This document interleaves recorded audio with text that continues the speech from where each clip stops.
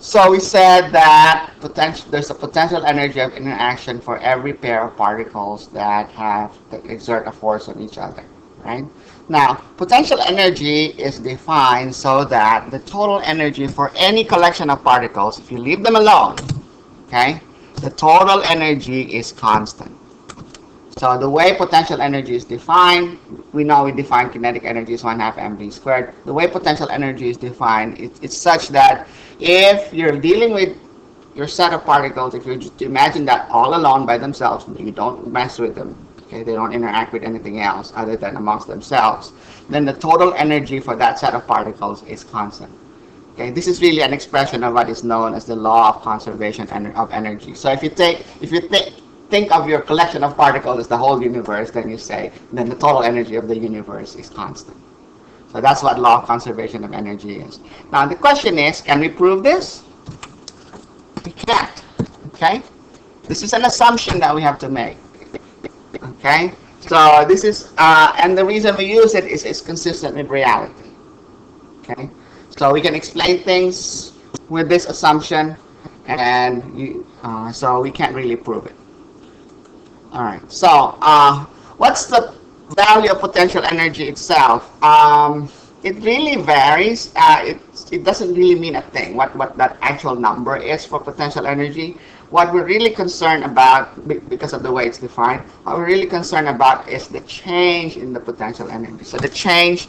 So we can arbitrarily define what the potential energy is at a given location, and then we can just see how it changes as it moves away from that location. So it's the change in the potential energy that's important.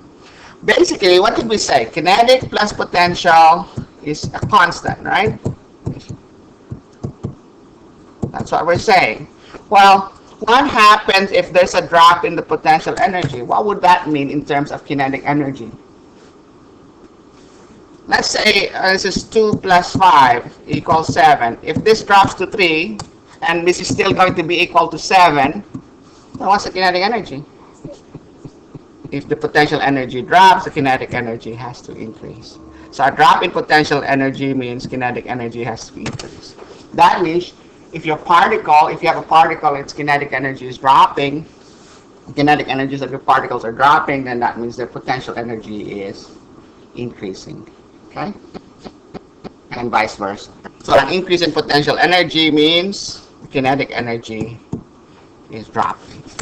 So when we're doing calculations with potential and kinetic energy, it's customary, it's not necessary, but it's customary to assign a value of 0 for potential energy when the two particles are separated at infinite distance from each other. Okay, so if we're trying to examine the potential energy of two particles, okay, remember potential energy is defined for a pair of particles, right?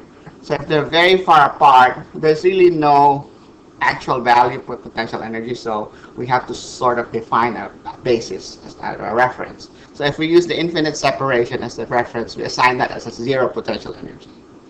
Okay, and you don't have to. You can assign it any number you want, but it's just convenient.